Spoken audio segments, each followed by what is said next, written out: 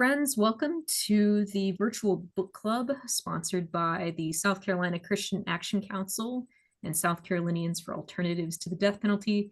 My name is Reverend Hillary Taylor. I am the Executive Director of South Carolinians for Alternatives to the Death Penalty. We hope you've brought your favorite beverage tonight, as we normally ask folks to do. I unfortunately left a beverage that I had downstairs. I'm presently in a friend's house. We have not had internet here in the upstate of South Carolina for several days.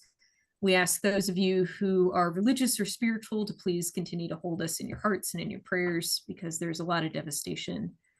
But we'll talk more about that at another time. Tonight, I wanted to go ahead and introduce you to our guest speaker. And as we do, we are going to be talking about our book tonight. It is You Shall Not Condemn. It is by Reverend Dr. Jennifer McBride, who goes by Jenny. A little bit about Reverend Dr. McBride. She is a theologian and scholar whose work centers on the intersection of Christian faith, justice, and public life. As an experienced educator and advocate, she has dedicated much of her career to exploring the role of the church in addressing systemic injustices, particularly within the U.S. criminal justice system. McBride has taught at various institutions, including universities and seminaries, where she encourages her students to engage deeply with questions of theology, ethics, and social responsibility. Her work often emphasizes the need for Christian communities to embody a faith that is not only contemplative, but also actively involved in the pursuit of justice and mercy. She's an accomplished author and scholar, and she presently is one of the associate rectors at All Saints Episcopal Church in downtown Atlanta. Her personal involvement with incarcerated individuals, including her work with death row inmates, has profoundly shaped her theological insights. This is particularly evident in her book, You Shall Not Condemn, where she challenges the church to reject punitive mindsets and instead embrace restorative justice. The execution of Kelly Gissendaner, a woman whose life transformation through faith became a focal point of McBride's advocacy, plays a key role in her reflections on how the church should respond to those convicted of crimes. Through her writing and activism, McBride continues to push for a more compassionate, Christ-centered approach to justice, urging the church to be a source of hope and redemption for the most marginalized members of society. So she's awesome. That is the quick summary of all of that. And what I will do now is I will turn it over to my colleague, Reverend Dr. Regina Moore, as she engages and summarizes the book, and then we'll hand it over to Reverend Dr. McBride. Thank you. Can you hear me? Great, thank you. I'm having a little trouble with my video.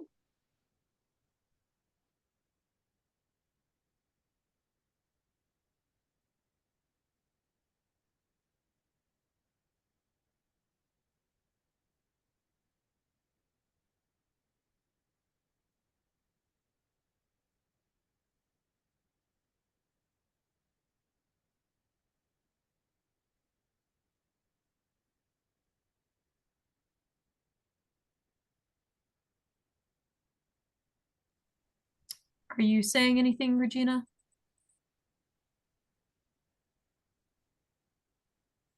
You may have lost your audio. Okay. Well, in that case, I'm not sure what's going on with Regina's setup right now. What I'm going to do, though, is I'm going to go ahead and talk about my own connection to the story and kind of quickly summarize the book while Regina gets reconnected. So I actually have a personal connection to this book. I was a seminary student at Candler School of Theology, which is the seminary of Emory University. And I was a chaplain intern for the women's prison in Alto, Georgia. And that is where I began to learn the story of Kelly Gissendaner. For those of you who were not able to read the book or are less familiar with the story, Kelly Gissendaner was a woman on Georgia's death row who was on death row for 18 years. For a while, she was the only woman on Georgia's death row. And during that time period, she transformed her life. She was on death row for conspiring to kill her husband, which is important to know because she did not actually kill her husband. It was her boyfriend who actually did this crime. But murder for hire is a death penalty eligible offense in the state of Georgia. So for the 18 years that she was on death row, Kelly became a Christian. She reconciled with her children. She sobered up. I can't remember if I said that already. Regina, sorry, I was telling a little bit about Kelly's story and my connection to it. But she essentially became a kind of pastoral presence in the prison. She became a pen pal to Jürgen Moltmann, which is the centerpiece of the book that we were reading tonight. And the story that always gets me about Kelly is that she actually, when people were a danger to themselves in the prison, the corrections officers would actually take these folks and they would put them in the empty cell next to Kelly's. Kelly had a whole range of cells to herself because she was the only woman on Georgia's death row. And Kelly would counsel them through the vents of the cells and literally preach them to life. And I actually knew somebody who was counseled by Kelly and eventually became a returning citizen, was released from prison, and actually enrolled as a seminary student. And while I was in seminary and doing this prison internship, I met more people who had been counseled by Kelly, who knew Kelly, who loved Kelly, who did not want her to be executed. And despite all of the work that she had done and people advocating on her behalf and writing about, how they wanted her to live and not be executed, including a former judge who denied part of her post-conviction relief process, in spite of a warden who had advocated for her, in spite of her children who advocated for her, hundreds of faith leaders, and a letter from the Pope, the state of Georgia still executed Kelly Gissendaner. Jenny was a central part of Kelly becoming a prison theologian, of Kelly becoming a pen pal to Jürgen Moltmann. Regina, I want to pause because there are probably some things that you wanted to summarize, and I essentially have just sort of shared Kelly's story. Sure, thank you. And thank you for your patience, friends. I'm not going to touch my computer. It freezes up for some reason. So Hillary, as host, if you need to mute me, mute me. If you need to take me off camera, take me off. I'm not touching this computer. So some of you may have had the opportunity to read the book. Some of you may have not. And if you have not, it is okay. I want to give you a summary of the book. And then, Jenny, I'm going to ask you a few questions. And then we're going to dive into, friends, your reflection of the book, or even what you're hearing tonight. In You Shall Not Condemn, Jennifer McBride delves into the complexities of the Christian response to the U.S. criminal justice system, challenging the church's participation in systems of punishment and condemnation. Drawing from her book with people on death row, including the case of Kelly Gissendaner, a woman executed in Georgia in 2015, McBride reflects on the intersection of faith, justice, and forgiveness. Gissendaner's case, particularly her transformation through faith while incarcerated, is central to Jenny McBride's argument for restorative justice and mercy. McBride calls the church to rethink its complicity in a system that often neglects the dignity and humanity of those convicted of crimes, urging a more Christ-like approach. McBride's theological exploration is rooted in the belief that Christian faith must prioritize redemption and reconciliation over retribution. She critiques the punitive nature of the justice system, advocating for a shift toward restorative practices that honor the worth of every individual. The book also highlights the transformative impact of spiritual practices in prison, challenging readers to consider how their faith communities can engage in the work of healing rather than condemning. You Shall Not Condemn serves as a profound call for the church to be a voice of compassion and a force for justice, especially for those marginalized by the criminal justice system. So, Jenny, we welcome you again. And my first attempt of asking this first question. What inspired you to combine theology with advocacy for those on death row? And was there a particular experience or individual that shaped your approach? Yeah, well, first, let me say thank you, Regina, for that great summary, and thank you, Hillary, for this invitation. And I love that you wrote that own lovely introduction that never happened. So I really appreciate hearing your reflections on my work. It's a real honor and to be here with each of you and those of you who will listen later. Yeah, so the question about why, I'm sorry, repeat the first question, Regina, about theology and advocacy and why through the lens of theology. What inspired you to combine theology and advocacy for those on death row? Yeah. So the first thing I always say when talking about the story, and Hillary just said it too, is that I'm in her own way, is that I'm one character in this story, and there's so many people that became a part of Kelly's life, and a lot of those people got to know her particularly through the theological certificate in theological studies. Originally, it was at a prison called Metro State Prison that was closer to Atlanta. I think it was technically in Atlanta, and then moved to North Georgia, where Hillary talked about Alto, Georgia, when Metro State Prison shut down. And so there's so many theology instructors. So the theology program was started by Liz Bounds, who's an ethicist at Candler School of Theology. She and the chaplain at the prison, who had been a graduate of Candler, and all these details are not just details, but I think I want us to have an imagination of what leads, what kinds of relationships and decisions and projects, can pave the way for sort of the unknown, because we had no idea that any of this would lead to this massive advocacy movement for Kelly. So basically, Liz Bounds, Susan Bishop, chaplain for about 30 years in the system, graduate of Candler, sort of dreamed together for 10 years to start a theology certificate program at the women's prison.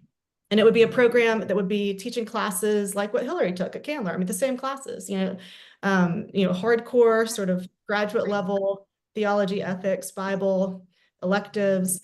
And they were taught both by faculty. So I, at the time, had just gotten my PhD and had a fellowship at Candler. Grad students in their PhD programs taught the foundations courses along with faculty. And then seminarians applied to teach elective classes. So a lot of people, and this was across 4 seminaries in Atlanta. So a lot of people over a long period of time came in and out of the prison through that program. And then on top of it, there were chaplain interns like Hillary was, who also got to go into the prison and get to know Kelly and so many other women who are incarcerated. So for me, to write this book and to put my name on the cover of a book that is about Kelly, and it's her story, and before it's anyone else's story besides Kelly's, it's her children's story. And so there was a lot of wrestling for me. Kelly had wanted me to tell the story and to publish the letters between her and Jürgen Moltmann. Moltmann just passed away this summer at the age of 98, I think it was. He's one of the most well-known theologians in the 20th century and the 21st century. And so she wanted me to publish those letters. And I so didn't want to, it felt so daunting to do the emotional work of going back and telling the story through the lens of the theology program, because that's how that was my perspective, right? So if it was going to be a story I told, it had to be particularly through my perspective. But it was so daunting that when I talked to a publisher, I was like, how thin can a spine of a book be and still be a book? Like, if I'm just to publish the letters, will that be okay? And then I realized I had to tell the story, but I had to tell it through the lens of the theology program. So that's what I did, and with the focus. So really, part 1, for those of you who haven't looked at the book yet, part 1 is really really the heart of it in a sense. I mean, it's the story of Kelly in the theology program, and then our advocacy movement. And I'm getting to answer your question in a long roundabout way. And then part 2 are just the letters themselves between Kelly and Jürgen. And then part 3 is my reflections on Moltmann's theology. He was known as the theologian of hope. And so especially asking the question of what does it mean to hope after, and the devastation of after Kelly's execution. So the connection between theology and advocacy was just simply that was the story I had to tell. And that was the lens. And everything about the advocacy movement for Kelly came out of the theology program, or was adjacent to the theology program. And what sparked and got national attention instantly was her friendship with Jürgen Moltmann, because again, this is another, just the networks, that peacemaking involves these networks of connection, and we all have a role to play. So I reached out to like a colleague who I barely knew. I'd like met at a wedding and at a conference, and we knew each other's names. And I reached out. He had a religion column at the New York Times, and I emailed him and I was like, so Kelly just got denied clemency. She's been a pen pal with Jürgen Moltmann. Would this be something you'd write about in your religion column? And he was like, yes. And he just scrapped what he was doing. It was due in like a couple hours, and just wrote that in the New York Times. And then it got picked up everywhere. So really the advocacy movement, the story we told was through the theology program. And then because there were so many seminary professors and seminarians and pastors and ministers involved in the movement, it was just like everything we were saying was like so theologically rich. It was public theology, at its best. And the last thing I'll say to this very long answer to your question, and our target audience were Christians, conservative Christians who supported the death penalty. So we were using the language we knew, but we were also, which was our Christian faith, but we were also using strategically language that we hoped would connect with people who supported the death penalty and would transform their thinking. Powerful. Thank you for that. You have written about heading over to the prison, and along the way in rural roads in Georgia, where there are cotton fields and Confederate flags. And we've recently witnessed or experienced an execution here in South Carolina. And, there is this spirit of hopelessness that sometimes pops up when we fight and when we advocate. So how do you maintain hope and perseverance in the face of such a difficult and often heart-wrenching work as advocating for individuals facing executions? Yeah. Well,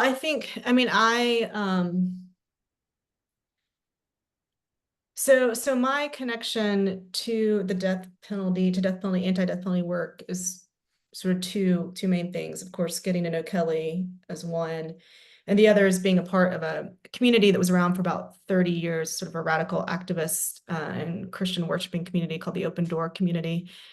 Protestant community that was part of the Catholic worker movement started by Dorothy Day and Peter Morin. So their twin concern there, it was connection of the works of mercy in Matthew 25 and the work of justice. And so they would visit the prisoner, right? Visit the men on Georgia's death row. And then they'd also advocate against the death penalty. So that was the connection to the justice work. But in terms of, but the only person that I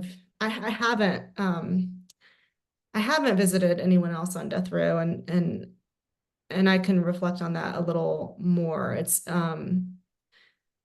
about ways I'm slowly I've started at the church that I'm now a priest at, a pen pal ministry with women in prison.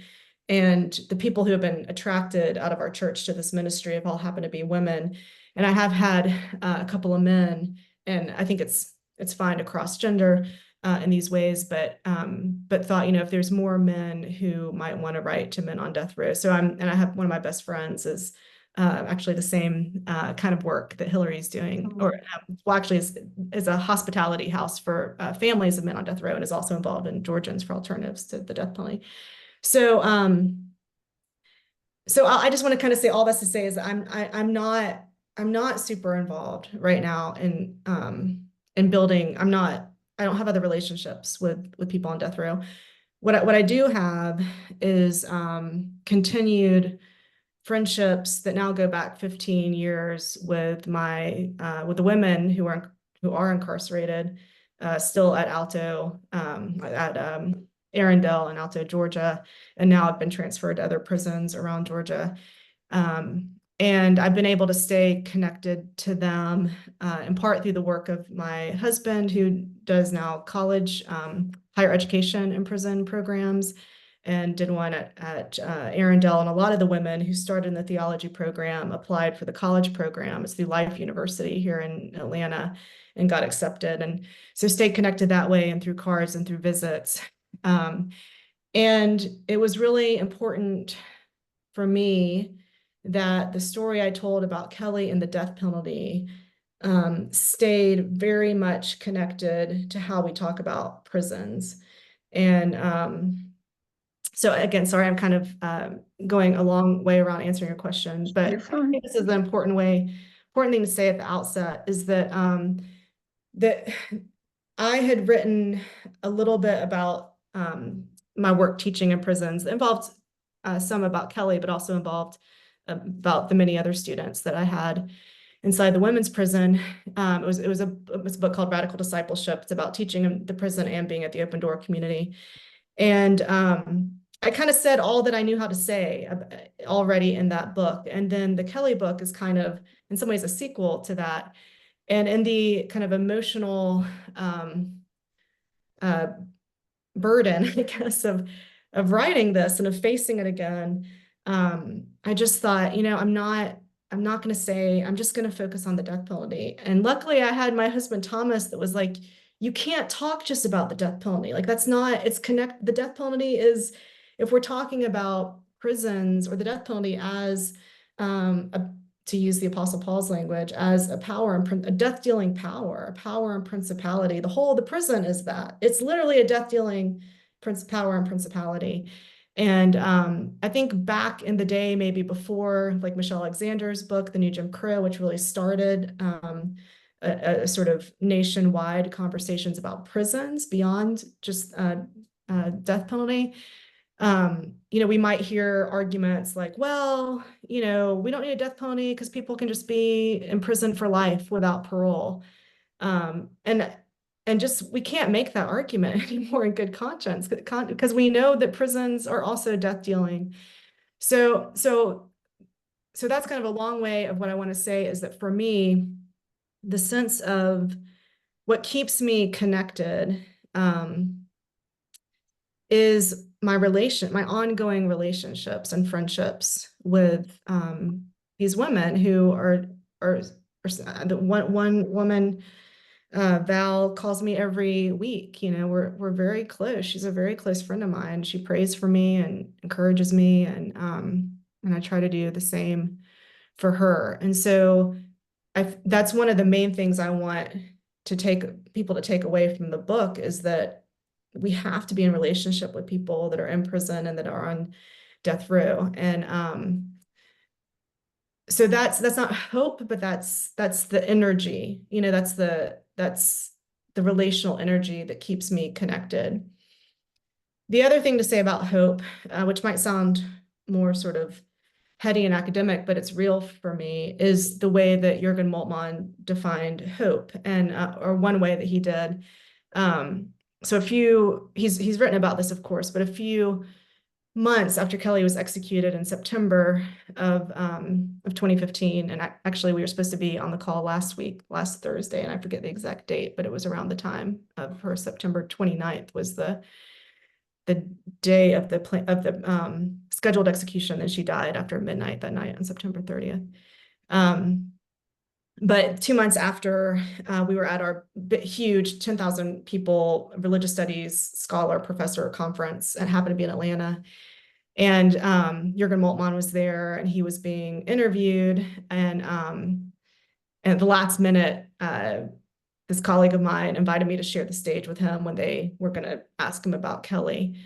And someone in the audience asked, how are we supposed to understand? I mean, this is the theologian of hope who'd written all of this stuff about hope. And someone asked, how are we to understand hope in light of Kelly's execution? And he just said, hope is protest. So the idea is that hope is that and all of this is deeply theological, that resurrection hope, the hope of Easter, the Christian belief that Jesus Christ was risen from the dead, that is God protesting against death, against all death-dealing powers. Paul talks about death being the last enemy. And so the hope comes in the activism of fighting for someone's life, and in that proclaiming and witnessing to the central Christian truth that life triumphs over death. And so that's the hope, is that it's a part of this foundational theology of the kingdom of God, which is that we are called to participate in the kingdom of God now, the Lord's Prayer, that thy kingdom come on earth as it is in heaven, that what it means to be a follower of Jesus is to participate in that work, God's work of bringing the kingdom to earth. And the way that we do that is through obeying the commands of Jesus found in the Gospels, the practices of Jesus, to one of which is the verse, do not condemn, love your enemies, welcome strangers, all those things that we are to, those are practices. And so I think the hope comes from actually starting to practice those things and just seeing that, like, the promise of God is real, and that actually when you practice those things, it opens up a way for life to triumph over death, and for forgiveness to triumph over harm, and all those things. And so just one quick kind of concrete example of that is that I think one of the most powerful things about Kelly's story is that Liz Bounds and Susan Bishop, when they started the theology program, they didn't even know that a warden would let Kelly be a part of this theology program, because she was supposed to be in her cell 23 out of 24 hours a day, and practically it was 24 hours out of 24 hours a day. So the fact that she was even able to come and participate in those first couple months inside the classroom was something that no one expected. But that discipleship is taking that next step and not knowing what's going to come from the faithfulness of that one step. So for me, the power is Liz and Susan, and then opening the door for Hillary and me and the rest of us to walk through it, and to be able to obey the command to visit the prisoner. And that when we obey, things open up that we never could have strategized or planned for. So that's the hope. You see the living God moving and making a way, simply because you're being faithful with your body. Powerful. Thank you. Thank you. I think we have a question in the chat. It's provocative. Natalie Bug is asking a question. And Natalie, if you want to ask the question live, this is very much interactive. You can unmute yourself or put your camera on. If not, I'm happy to read the question. Yeah, we're in the same space. I was on my phone. Okay. Yeah. So I was like, I want to get it in the chat before my phone dies. Yeah, Jenny, you had written about a visitation room Eucharist that you and Kelly shared, and that was a practice of the Open Door community. And I loved that it was a really creative adaptation of the Eucharist, of sacrament and liturgy. Are there other ways that you've seen liturgy and sacrament adapted within anti-death penalty work? Oh, wow. That's a great question. Yeah, I mean, it's happening all the time. Let me, if I can think of examples. I mean, I think that any, you know, the practice that the Open Door started on the Capitol steps in Atlanta, that Georgians for Alternatives to Death Penalty, I'm sure the South Carolinians do this as well, have, you know, vigils at the evening of a scheduled execution. And I think that even, you know, the simple like showing up in those spaces, in this case in Atlanta, it's on the steps of the Capitol building, and even like holding up the banner. I mean, it's a kind of ritual. It's you know, we're at least what would happen in Atlanta is that, and it's probably true throughout, but that there's always someone who had gotten to know, in most cases, the man on death row, had befriended them, had visited them for years, and who just told the story, just told who they were as a human being. And the bell would toll, and we'd pray for him, we'd pray for the victims of the crime. And I think even just that gathering, knowing that every single time that there's a scheduled execution, it's a kind of ritual, right? And of course, the execution never happened at the tolling of the bell at 7 o'clock. It always happens like closer to midnight or after midnight because of the appeal process, but it didn't matter. It was the prayers and the ritual and creating that space. Oh gosh, I mean, I'm sure there's so many examples, just none are coming to me at the moment. But I think that, I mean, you know, yeah, I mean, it's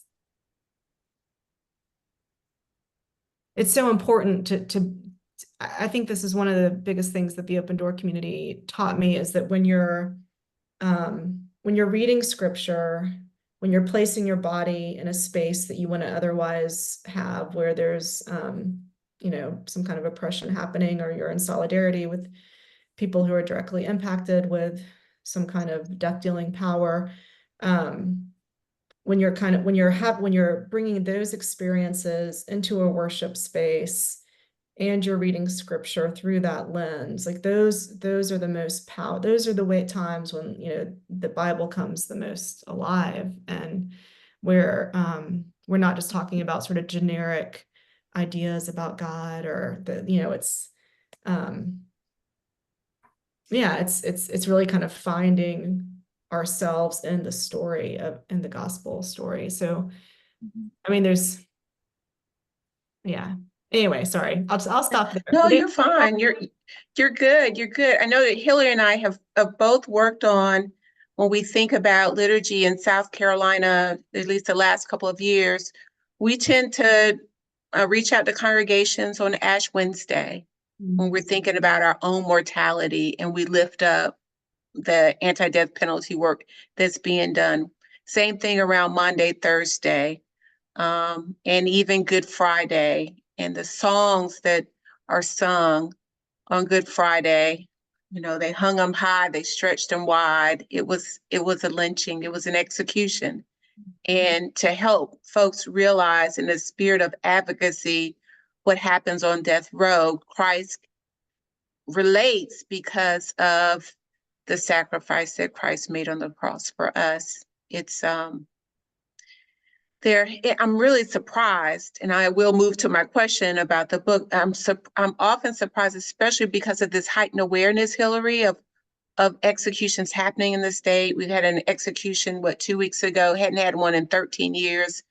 And to think about more awareness that needs to happen in faith communities, that one, that it is happening in our state, and two, what we think about it theologically, and these words of hope and new life and resurrection and redemption and restoration all come into play. And how can we have a broader conversation with faith communities in that respect?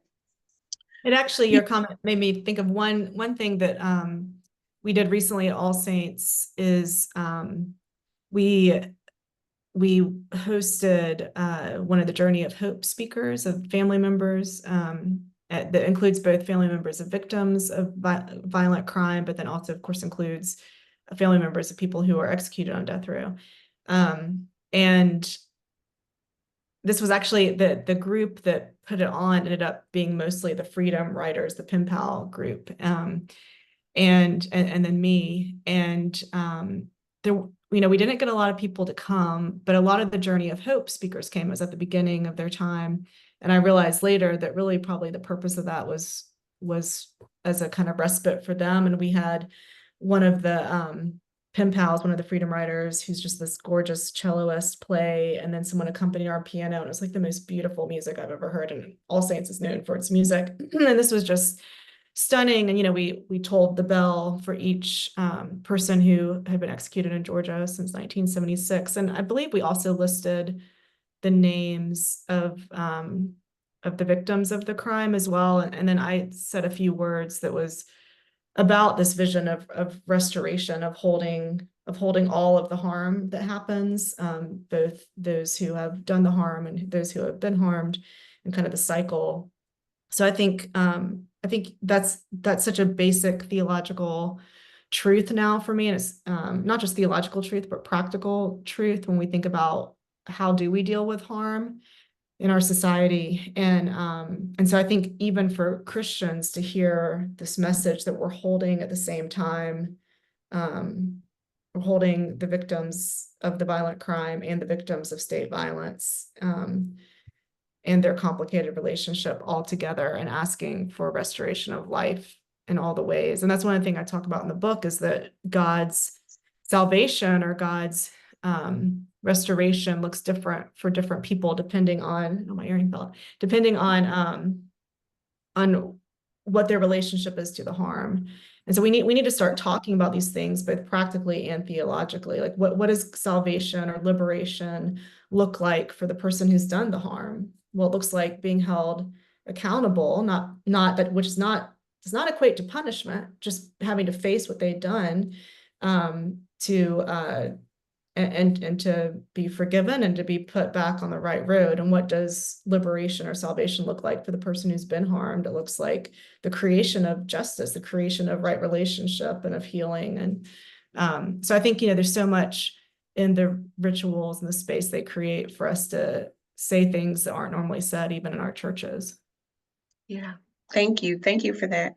I'm going to move into a question for everyone. Feel free to unmute and share your response. When we think about in reading the book, what stands out to you about Kelly's faith journey and ministry in prison? And what surprised you or moved you about her journey while in prison?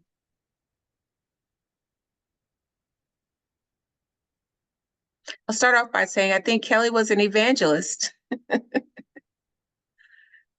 The ways that, and Hillary has alluded to this, the ways that she would minister through the hollowness of and between cells, and her engagement to even,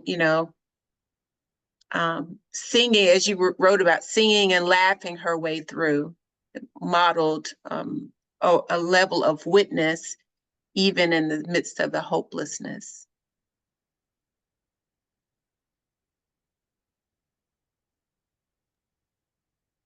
I was so amazed at the reconciliation with her children. I mean,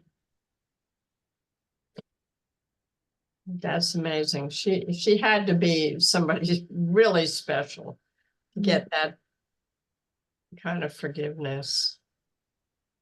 Yeah. And it was hard won. And that's part of the evil of the death penalty is for that kind of work to have happened with her children who were also victims of the crime. And then for a panel of 5 men to decide that all of that was really nothing, Of course, they didn't say that. They were so proud of her children, but that doesn't really amount to much when they're crying and begging. Right. They were saying, you've taken one parent away and now we have none. Yeah. We will have none. Right. Anything that surprised you, friends, about her faith journey, Kelly's faith journey?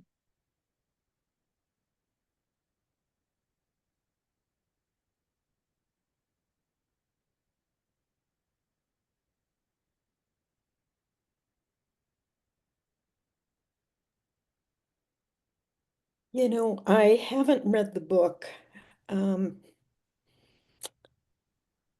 I did read the email I received on Kelly's anniversary, remembering the executed. And that's why I signed up today, because I have 3 pen pals, and one of them died on June 26th. And this was Ramiro Gonzalez. He, you know, Kelly's story, these stories are so incredible.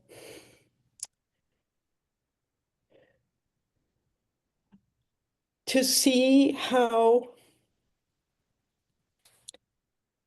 I call it the prison monastery. I am part of a worldwide network of contemplatives. And Ramiro and I shared often our prayer practice, the scriptures that we would pray every day. And it's, you know, it's ironic because this morning when I went to my devotional in the Catholic Church, the scripture for today's liturgy is the reading from the book of Job, where Job says, "As for me, I know that my Redeemer lives, whom I myself shall see, my own eyes, not another's, shall behold him.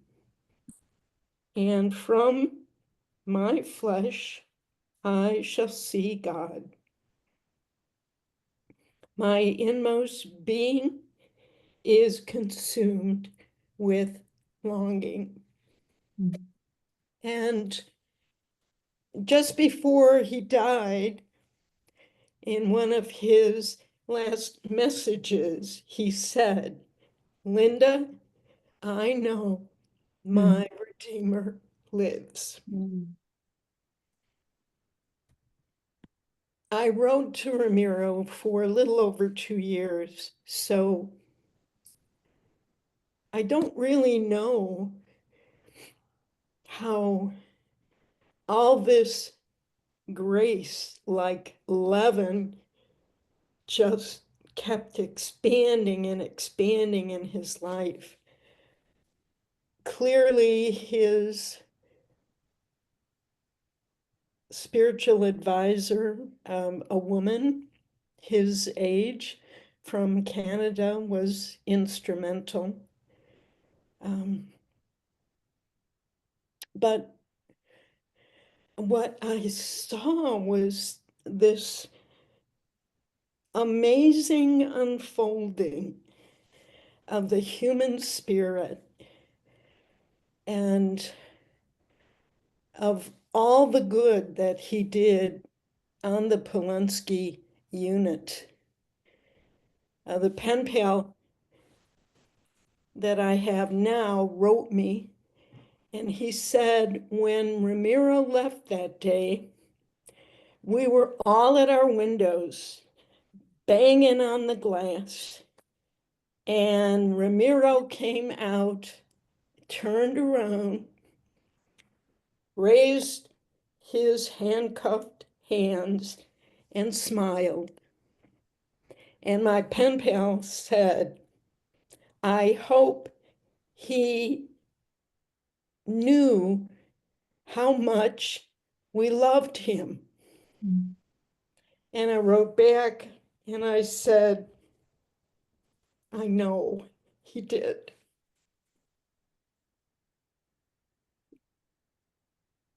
Thank you so much for sharing that, Linda. Yeah, thank you for sharing, Linda. I also was watching Ramiro's clemency campaign from afar, and that was a particularly difficult one. Thank you for being present with him in all the ways you could. And now I write to Brittany Holberg in Gatesville, and she's another person.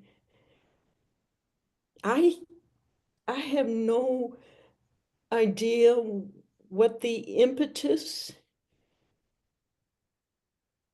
when her transformation started, but I receive 2 to 3 messages a week with these reflections on scripture, on her experience of the divine. And she too was recently moved next to a crisis cell. And when she wrote me, she said, I don't know why they put me next to a crisis cell. And the next time she wrote, she said, now I know why. Mm. They just brought someone in. And she shared the whole story of how she was ministering to this woman. I mean, both Ramiro and Brittany are examples that far surpass any priest I've known in my own tradition. The depth of their spirituality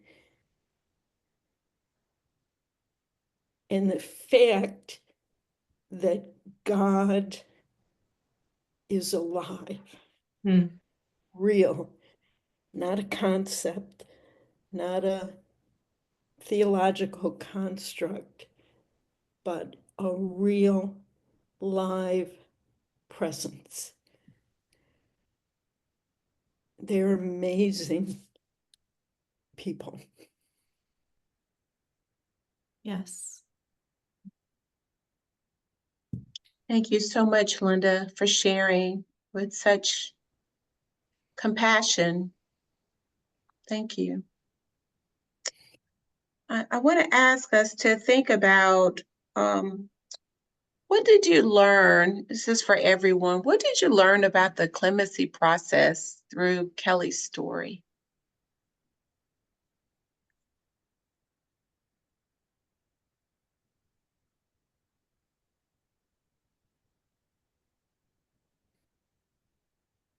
I think one thing that struck me was to think about the number of, like you said, you got 80,000 signatures from around the country.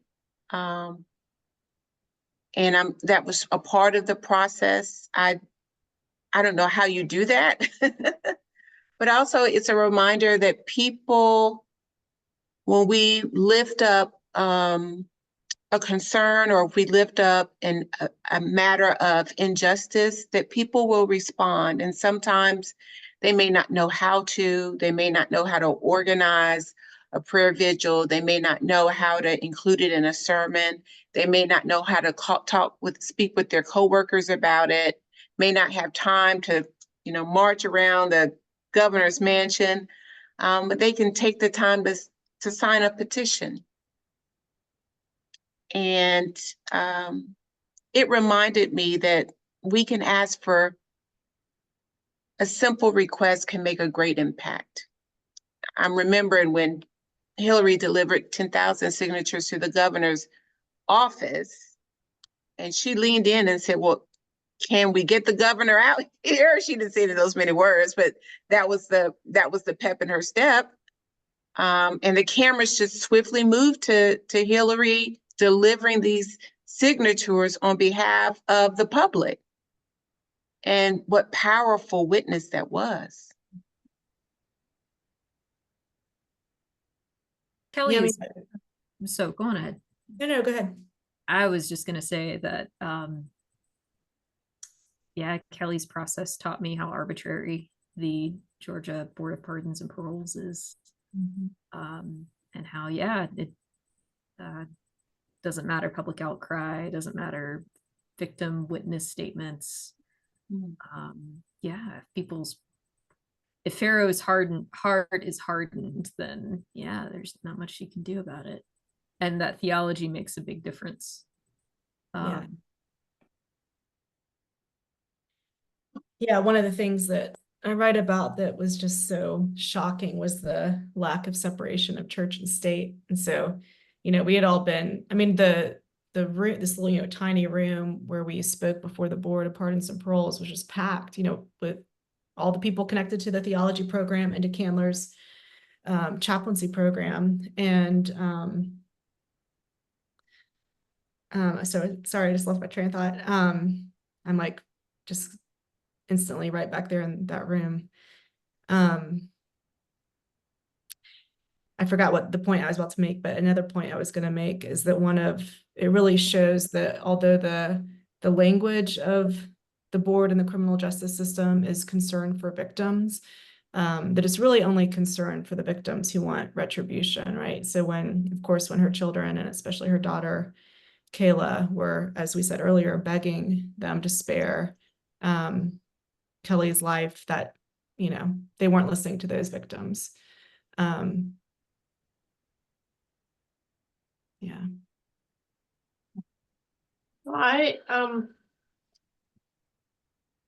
I've never heard of a clemency campaign that worked.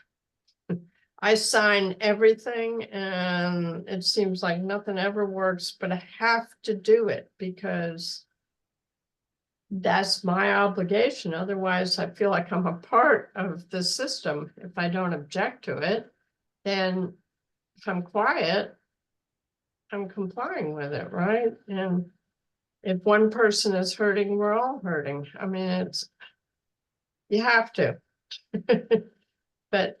And I have to hold out hope that sometime it'll actually work.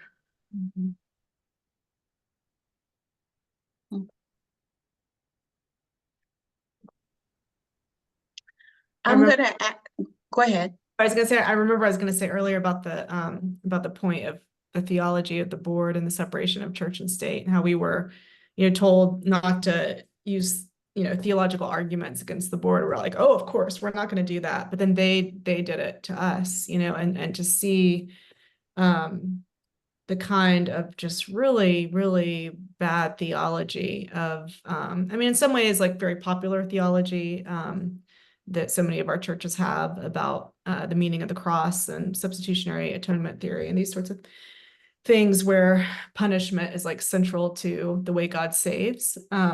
That's what the theory says or implies. But to hear their understandings of the cross and how it was legitimating them believing that Kelly's execution was completely just was just really horrifying.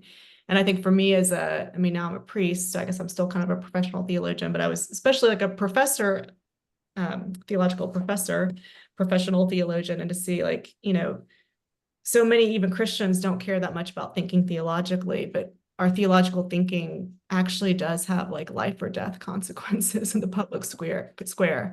And there's a long connection between atonement theories and the way we understand the way in which the cross is salvific, and ones that think that God uses punishment, and then the nation states that have the largest and cruelest criminal justice system. There is a direct connection between those.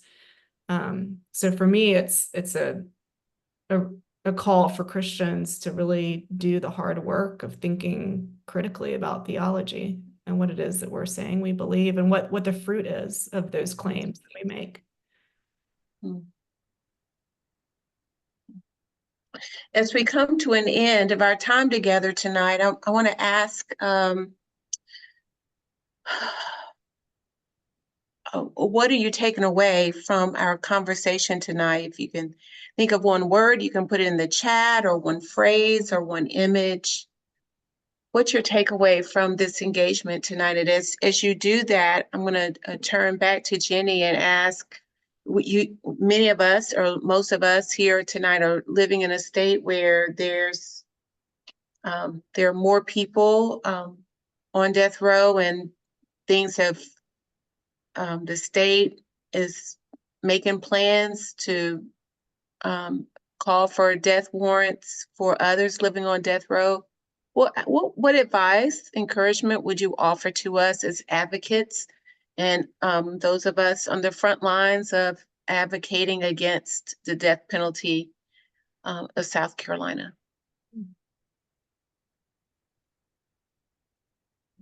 I guess for me, it goes back to what I said at the beginning, that I think it's so important that we all try to have real friendship with people that are in prison and people who are on death row, and that we get inside the prisons, and whether that's even first through a letter, like the pen pals here on the call, or through and then perhaps becoming a in-person visit, or through programs like the theology program or college programs. I think that, those of you who are here now and who will listen later and who are part of these amazing organizations, like Georgia and South Carolinians Against the Death Penalty, it's such a bizarre thing to care about, if you think of I think all these issues are connected, but it's bizarre, if you ask the average citizen, like, what they care, it might be crime, and prisons are kind of on our mind, but death row is just so bizarre. And I think that for us, at least I know for me, for this to not just be a random issue, but to be something that continues to have that pulls me into conversations like this, even when I quite frankly don't want to be having the conversation because it's hard to. And that for me, the only thing that does that as a privileged person is relationships I already have and I can't deny. And the story of Kelly's, I can't not tell it. And so I think that that's so key. And then when you have those stories and you have those relationships, you have to speak out. And one of Moltmann's amazing ideas that he writes about and that I bring up in the book is his idea of open friendship, that it is a friendship with a public quality about it. So even, in Atlanta, for every person, every execution, that there's always someone who knows the person being executed because they just initiated the relationship and they can speak about that person. And even if there's only 20 people there to hear it, like the truth is being spoken. So I think it's that connection of relationship and then with advocacy. Thank you. Thank you so much. Thank you for being with us tonight and sharing your story and sharing Kelly's story. We continue to lift up Kelly in spirit and also lift up Kelly's family. I'm going to toss it over to you, Hillary, and I think you have some updates for us, some comments you want to share. Yes, thank you, Regina. And Jenny, thank you so much again for being with us tonight. You mentioned the journey of hope that happened earlier this year in Georgia. Well, friends, we are about to have the Palmetto Journey of Hope here in October. It's been a little bit delayed in terms of announcement, but we have just finalized many of our speakers for many of the dates. So please be on the lookout in your inbox for dates that are coming up soon. We'll be having mostly local speakers here this year, which is very exciting. And then we'll be bringing 1 or 2 folks from out of state. One thing I do want to share, so many of you have supported SCADP in different ways and our efforts here against the death penalty. It is likely that tomorrow we will get the next execution date. We will get the next death warrant. So that is something, unfortunately, that is very sobering that I wanted to announce to y'all tonight. So please be keeping those on death row in your heart and in your prayers if you are somebody who prays. This is something that we are bracing for, and it is also likely that, including this next one, we will have 5 executions over the next 6 months. So that is something that I just want to go ahead and be very transparent about, which is why our Palmetto Journey of Hope could not come at a better time, because essentially this will lift up voices of those who are most impacted by the death penalty: murder victim family members, death row family members, death row survivors.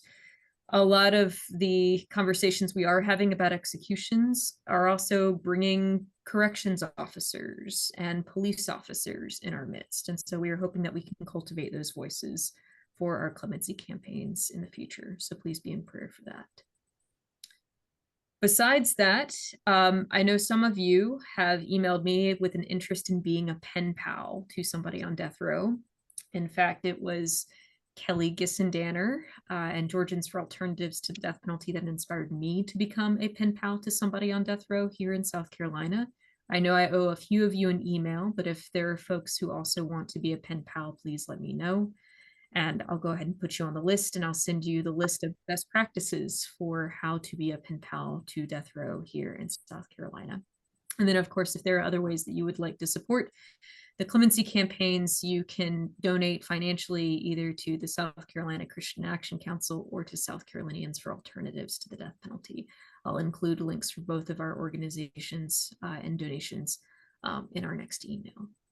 With that, friends, it's 2 minutes past the hour. Thank you all so much for being here. We're grateful for your presence, and we hope you have a blessed evening. Good night. Thank you.